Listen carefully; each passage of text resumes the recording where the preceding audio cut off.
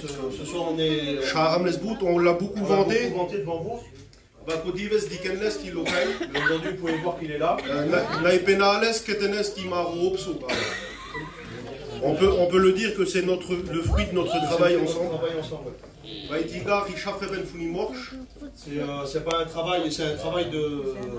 C'est pas simplement le travail d'un seul homme. Et à l'autre équité tout le monde, c'est un travail qu'on a fait tous ensemble. Amen. Amen. Comme j'ai dit l'autre jour, au Pral, le frère il a été à l'école biblique en Hongrie. Et là aujourd'hui il est devenu un prédicateur officiel. Il est reconnu depuis quelques années. Et lui il a été enseigné par nos anciens. Et maintenant il y a une porte ouverte pour lui en Pologne.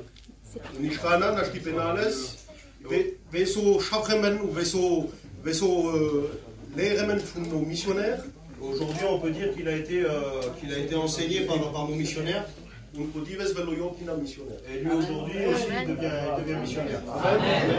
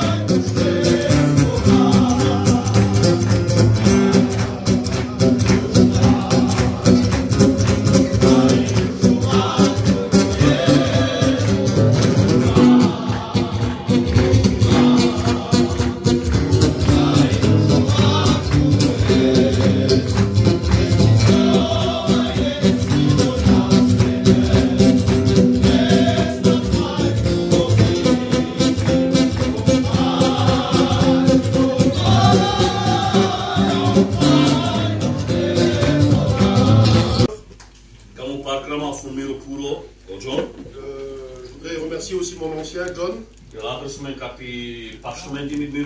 qui m'a invité avec ma compagne venir ici faire la réunion.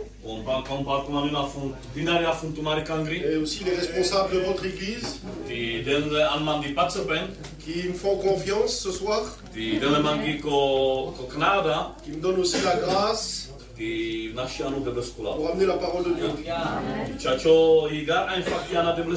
C'est vrai que c'est pas facile d'apporter la parole de Dieu, mais avec la grâce de Dieu, comme chaque prédicateur, on se repose sur lui. C'est pas le prédicateur qui apporte sa parole, mais c'est Dieu qui en travers son pasteur qui parle.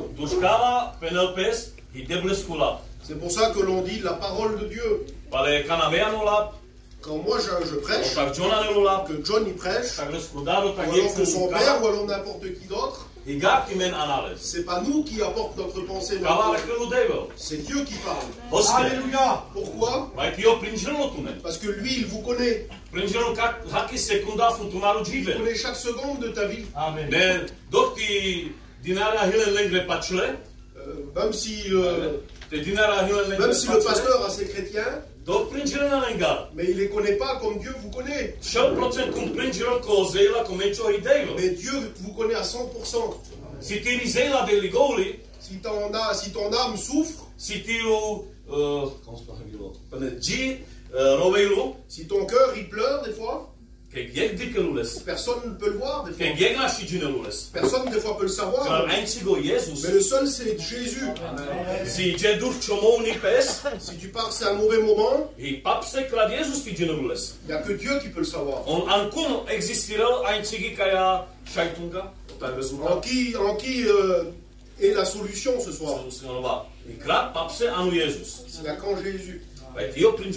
Parce que lui, il nous connaît. Parce que lui, il sait très bien que nous, on l'a besoin en réalité. Un jour, il y a eu quelque chose dans le ciel qui s'est passé. Dieu le Père, il va dire qui enverrai-je? Qui va sauver mes enfants? Et à ce moment-là, il s'est fait un silence dans le ciel. Et on sait très bien que personne n'a répondu. Et vous savez comment ça a apparu comme ça dans le ciel? Un silence comme ça. Comme maintenant. Et vous savez, nous on sait dans la Bible qu'il y a plusieurs sortes d'anges. Et un jour, je parlais avec John. Il existe un ange, un grand. Et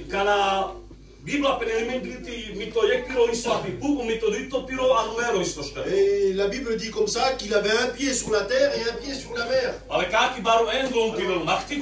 un ange de cette grandeur-là, il doit être puissant quand même. Et aussi qu'il y a deux anges dans la parole de Dieu. Il y en avait un qui c'était le messager de Dieu. Gabriel, tout le monde le connaît, cet ange-là, et Michael. Et le deuxième, et c'était un combattant. Et aussi, ils n'ont plus rien dit. Mais je ne sais pas, moi j'étais pas dans le ciel à ce moment-là.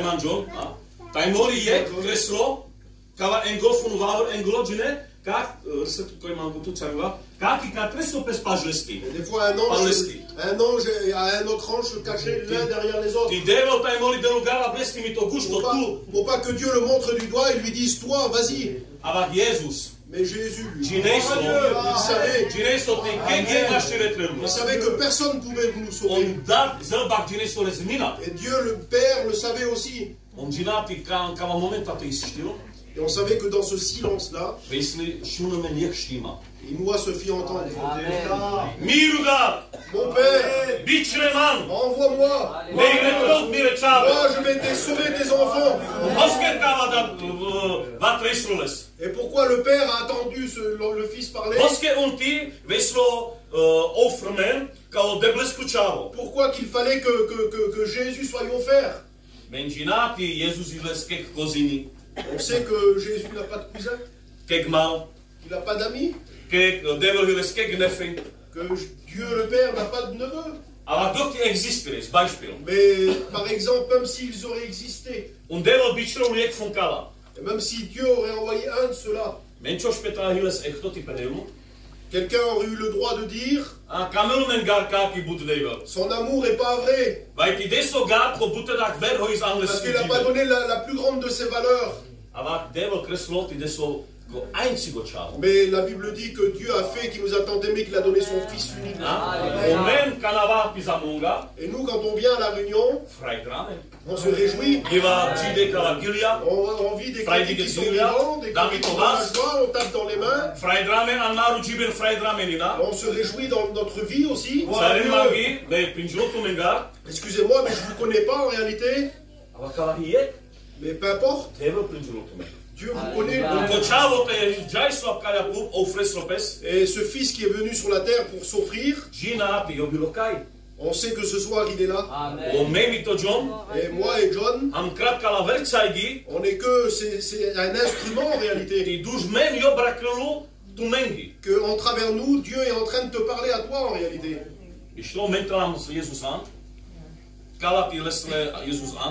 Tous ceux qui ont déjà accepté Dieu, On peut dire on vit dans la joie. Parce qu'avec Jésus, on connaît le vrai bonheur. On vit la vraie paix aussi. On ne sait plus ce que c'est la peur. Est-ce que vous êtes d'accord? Amen. Amen. Bien, on se réjouit. Dieu se réjouit aussi de chaque âme qui est ici. Mais il y a quelqu'un qui est là. Là, je ne pense pas qu'il est là. Parce que là, il n'a pas le droit d'être. Parce que là, il y a Dieu et le Saint-Esprit. Mais il est dehors et il t'attend dehors. Et lui, il est en colère. Lui, là, il a de la haine. Lui, il est celui qui n'a pas de joie. Lui, il est en colère. Il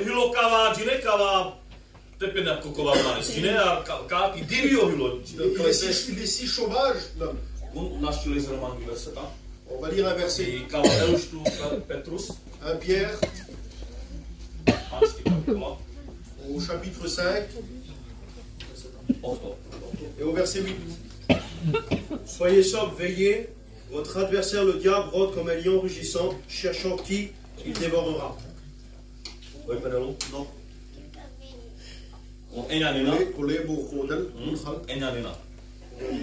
Résistez-lui avec une foi ferme, sachant que les mêmes souffrances sont imposées à vos frères dans le monde.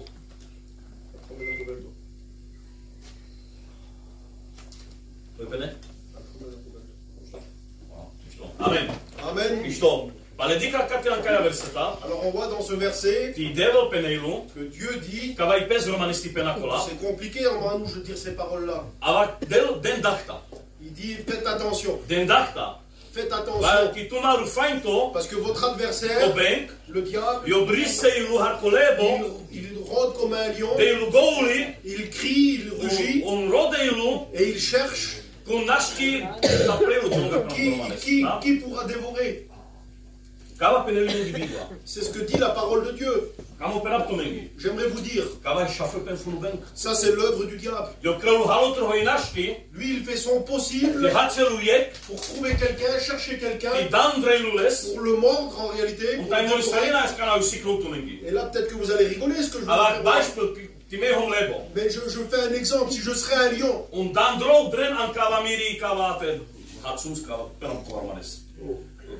Ma proie. Et je dévore, je suis en train de mordre dans ma proie.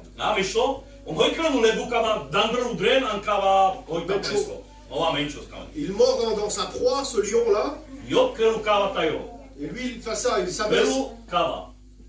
Et avec la bouche, il déchire. Et il fait ça avec la proie qu'il a dans sa bouche. C'est l'exemple de quoi ça?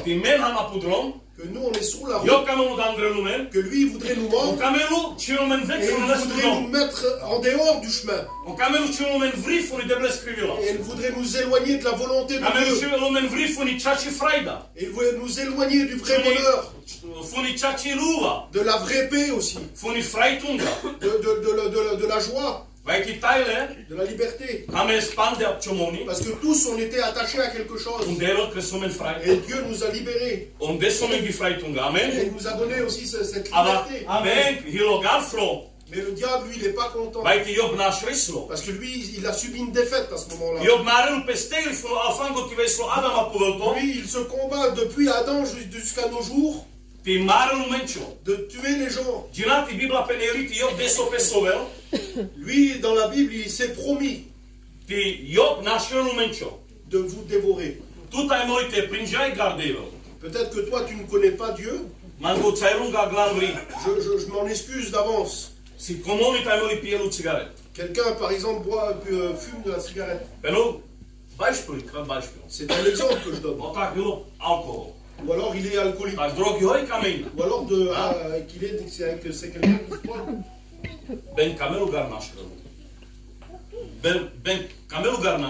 Le diable, il ne veut pas perdre.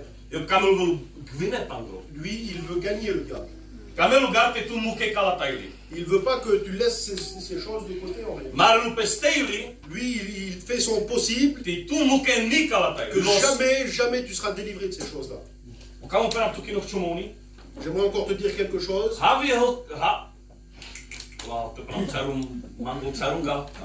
Je m'en excuse. Je ne suis pas trop habitué de prêcher, il prêche souvent en tchèque. Avec la grâce de Dieu, il fait. Le plus important de la volonté de Dieu, le plus important du plan de Dieu, c'est que Dieu veut nous donner la paix, la joie, le bonheur, la liberté. Mais ça, c'est pas le plus grand. Mais le plus grand plan de Dieu, c'est que tu sois sauvé. Et le plus grand plan du diable, son travail du diable, c'est que tu sois perdu. On va y aller un petit peu plus loin. Amen. Misto, ale Kati,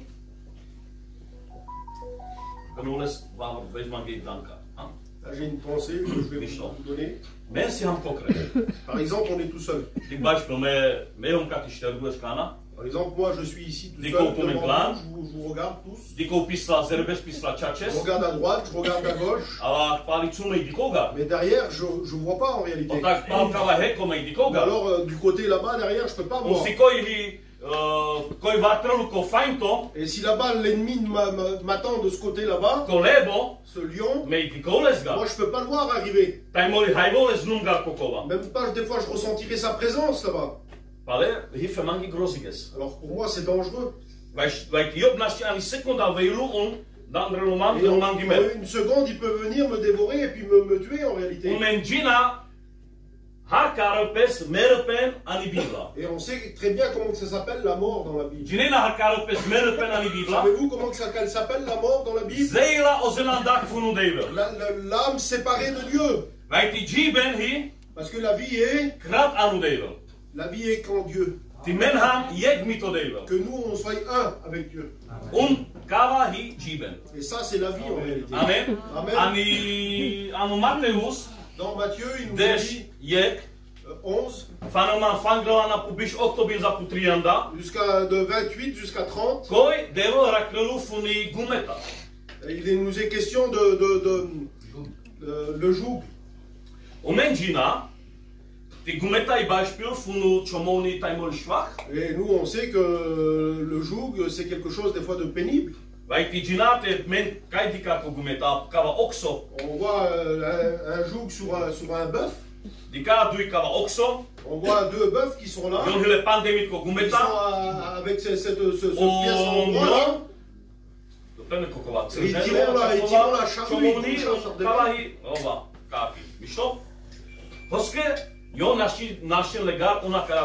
Et pourquoi eux ils peuvent pas marcher sans cette pièce de bois, sans ce joug là? Parce que quand ce joug là il se ferme, et leur tête elle est à l'intérieur de ce joug là, eux ils n'ont pas la même force.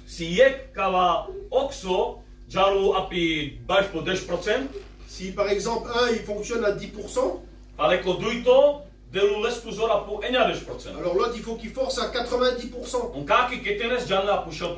Et tous les deux ensemble ils peuvent y aller à 100%. Aucun des deux, personne ne le ressent que l'autre met plus de force que l'un que l'autre.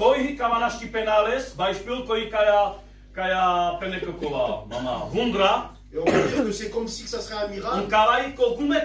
Que c'est cette pièce en bois. C'est elle qui fait ce travail qu'eux n'arrivent pas à faire. Et Jésus dit à ce moment-là, il dit prenez mon joug sur vous. Amen. Pourquoi? Parce que nous on est faibles. On n'est pas forts.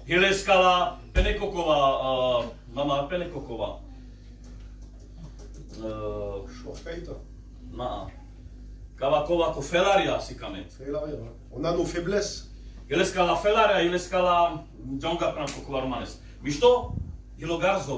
Vous avez compris, on n'est pas fort. Et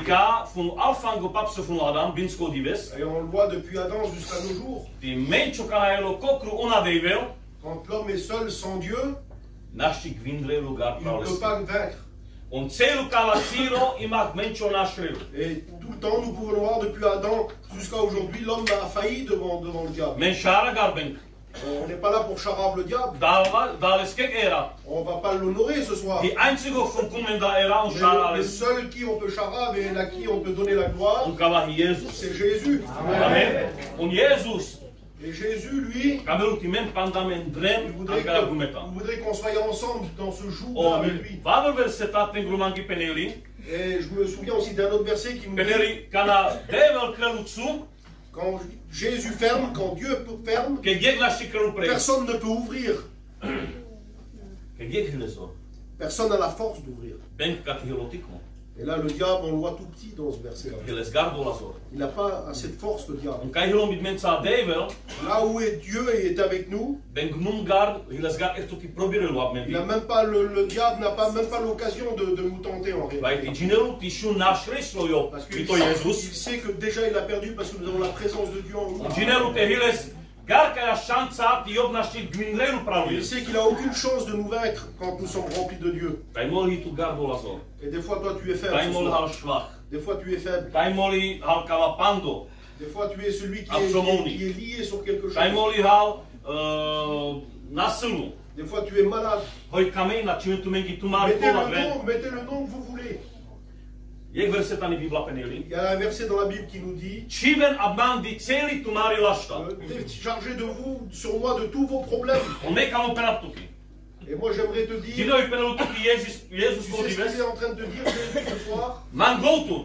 Je te demande de toute ma force ce soir.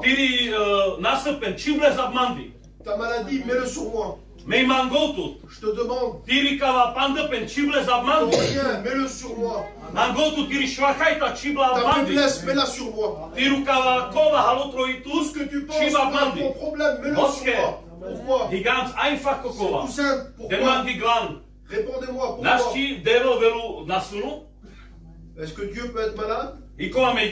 Est-ce que c'est possible? Est-ce que c'est possible que Dieu soit lié sur quelque chose?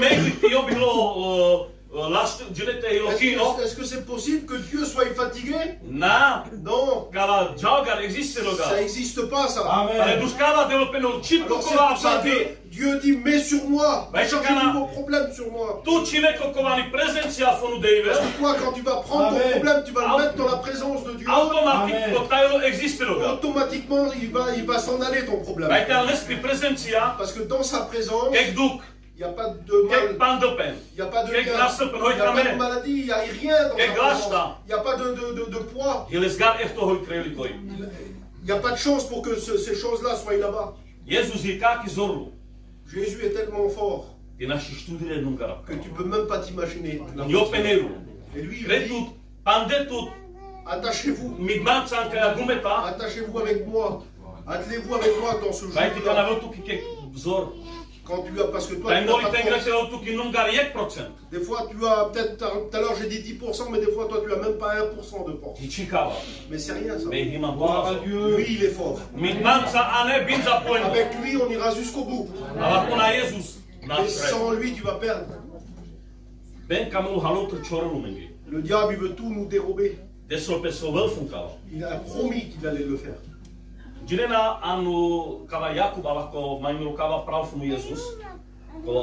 Jacques, le frère de Jésus, dans Jacques au chapitre 4,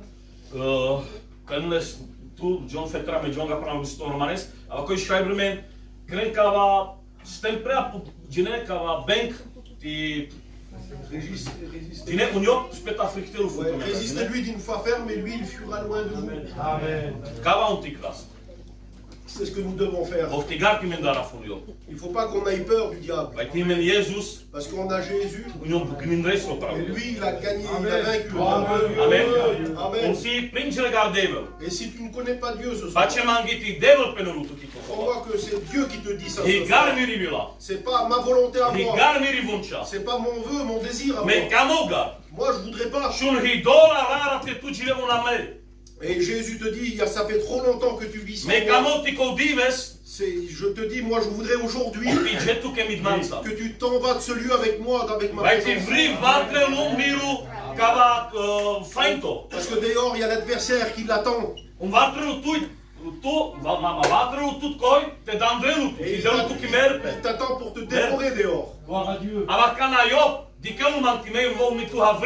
Et quand il va te voir avec moi en toi, il va fuir loin de toi. Parce qu'il saura déjà qu'à la croix, je l'ai écrasé. J'aimerais vous dire un miracle. La Bible nous dit ce qui est impossible à l'homme est possible à Dieu. Amen. On voit ici la croix. Il n'y a pas beaucoup de place pour tout là-bas.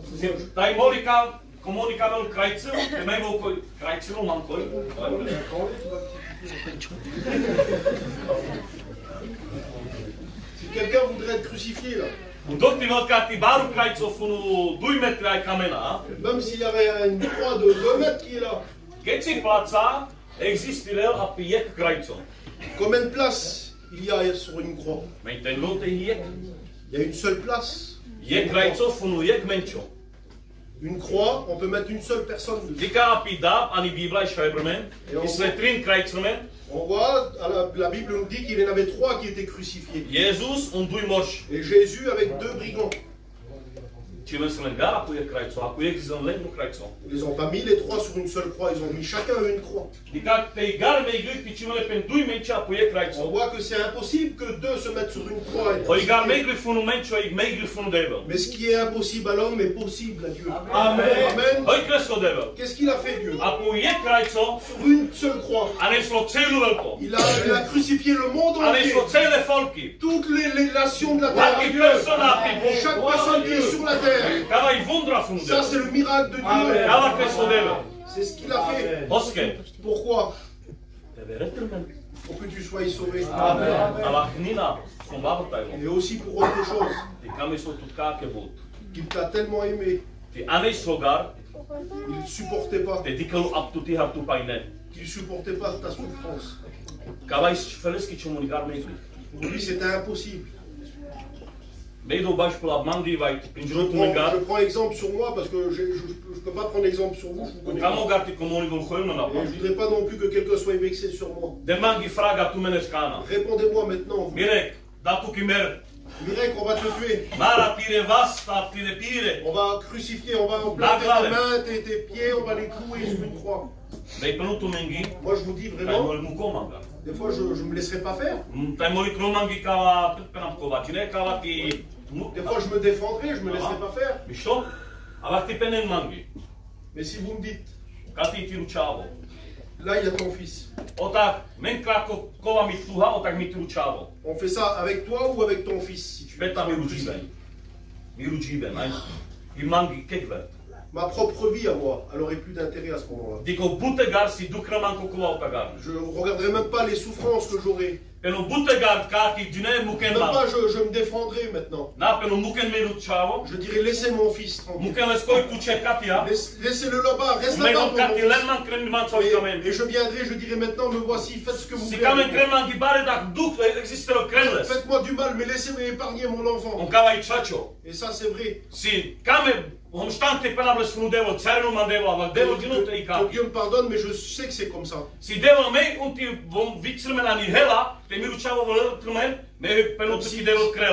il faudrait qu'on soit jeté en enfer pour que nos enfants qui soient sauvés, je le ferai peut-être. Mais qu'est-ce que ça ferait ça? Pourquoi je ferais ça? Parce que j'ai de l'amour pour mon fils. Je ne suis pas capable de voir souffrir à mon enfant. Mais Jésus, la Bible nous dit, son amour, ce n'était pas simplement que des mots. Mais il a porté son amour jusqu'à la croix. Et il a fait voir publiquement qu'il nous a vraiment aimés. Et vous savez ce qui est difficile? C'est vrai, on part avec les frères, on va un peu de partout. Et beaucoup de fois j'ai écouté, et ça me fait mal en moi, que les gens disent,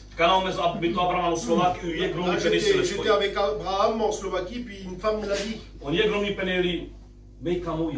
Et une femme m'a dit, moi j'aime Jésus. Je l'aime de tout mon cœur à Jésus. Je suis capable même de mourir pour Jésus. Mais je ne sais pas si lui il m'aime. Je ne suis pas sûr que lui il m'aime autant que je l'aime. Excusez-moi. La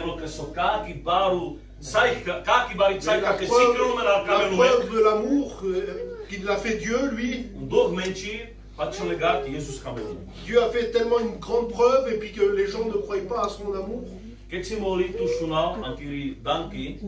Combien de fois, toi tu as écouté dans tes pensées des fois que Dieu te juge, que Dieu t'aime plus, que tu n'as pas de valeur à ses yeux, que les regards de Dieu se sont détournés de toi. Combien de fois tu as eu ces pensées? Et des fois même ces pensées ont été plus loin encore dans ton esprit. Et ça c'est pas des pensées qui viennent de Dieu. C'est des pensées qui viennent du diable. Dieu ne te condamne pas. Il a porté notre condamnation. Amen. Et tu sais ce qu'il a dit sur toi? Je t'aime. Un petit peu plus loin, j'aimerais pas être long, j'aimerais pas vous fatiguer. Savez-vous pourquoi nous devons accepter Jésus? Et savez-vous aussi pourquoi nous devons venir avec Jésus sur ce joug-là? La première des choses, c'est parce que Jésus est venu dans notre vie. On l'a accepté. Quand on a fait cette chose-là, de l'accepter, on est venu une habitation de Jésus. Il est venu en nous. Et lui, et ça c'était un exemple que c'était un petit bébé. Parce que Paul il dit ses paroles. Il y en a qui sont au lait. Et il y en a qui sont à la viande. Et ça veut dire quoi ça? Il y en a qui sont au début, il y en a qui sont plus matures dans leur vie chrétienne. Le jour où nous l'avons accepté, alors Jésus était comme ce petit bébé. On était comme des petits bébés, plutôt nous. On était comme des petits bébés, on pensait comme des enfants, on vivait comme des enfants. Et on était comme des enfants. Mais maintenant, il y a certains qui sont déjà matures et puis qui sont sages. Et on n'est plus au lait. On est à la viande. On dit la parole de Dieu. Amen. Qu'est-ce que c'est cet exemple? Moi, mes enfants, il faut que je leur donne de la nourriture. Il faut qu'ils buvent, il faut qu'ils mangent pour grandir. Alors, et là, moi, je parle pour les chrétiens. Et il faut que je nourrisse ce Jésus qui est en moi. Et il va dire, Jésus, ça c'est le pain que je vous donne.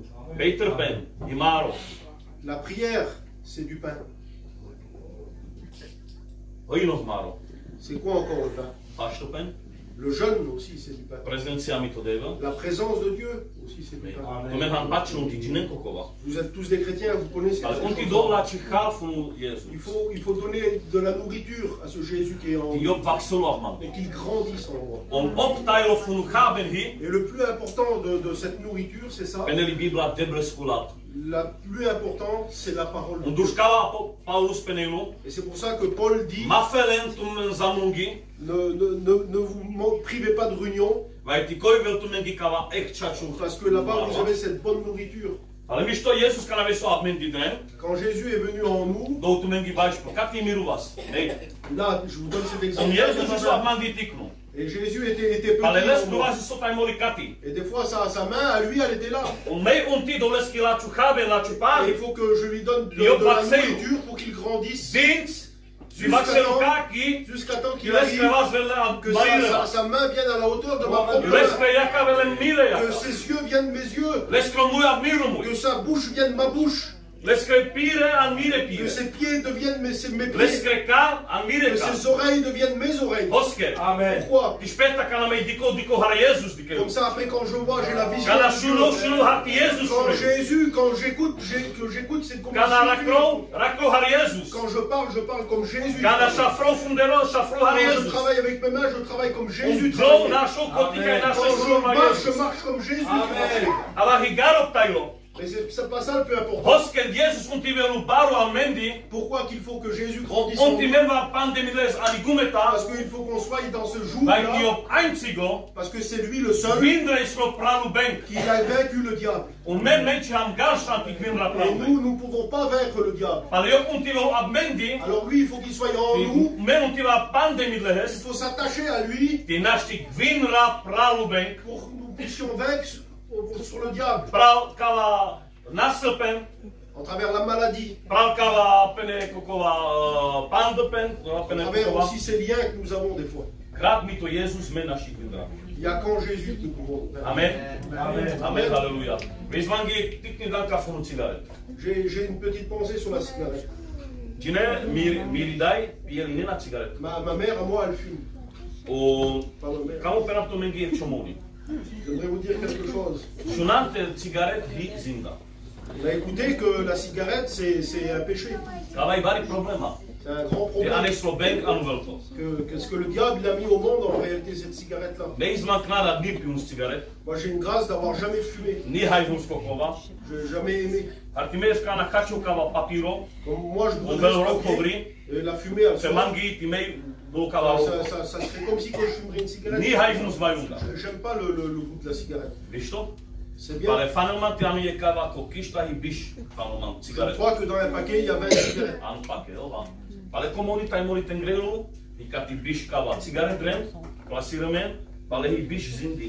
Alors, il y en a qui croient qu'il y avait une cigarette, il y avait un péché dedans. Parce que quand on boit une cigarette, c'est un péché. J'aimerais te dire quelque chose de plus profond que ça. Une cigarette, c'est pas un péché. C'est plus que ça. À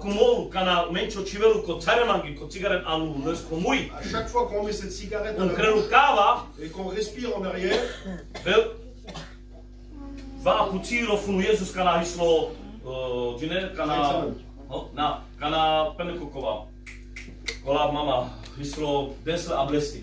on revient en derrière à chaque fois qu'on fume, on revient en derrière quand Jésus, on était en train de le battre. On le voit là-bas. Et de chaque côté, il y avait des soldats. Et là, on avait le fouet à la main.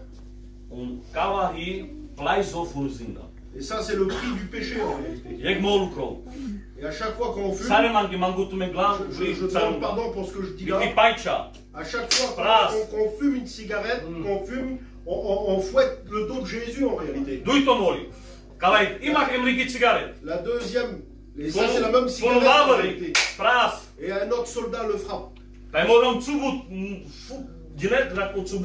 Et des fois c'est trop ce que je dis. Mais je pense que ça vient de Dieu ce que je suis en train de dire. À chaque fois qu'on fume, c'est quelqu'un qui a craché au visage. Encore une fois, un clou dans les mains. Deuxième clou dans les mains. Et on le voit en travers la parole de Dieu. Ils n'avaient aucune place où frapper, son corps avait été meurtri. Et on le voit à la croix, il paraissait. Il avait plus d'aspect d'un homme sur la croix. Et ça maintenant on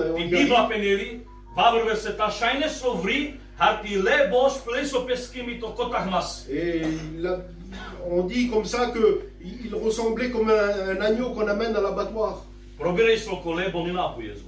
Ce lion aussi avait essayé sur Jésus. Mais il a perdu. Jésus l'a vaincu à la croix. Et il l'a écrasé à la croix. Il a écrasé sa tête à la croix. Et il voudrait que tu sois vainqueur sur la main. De te prendre par la main. Et viens avec moi.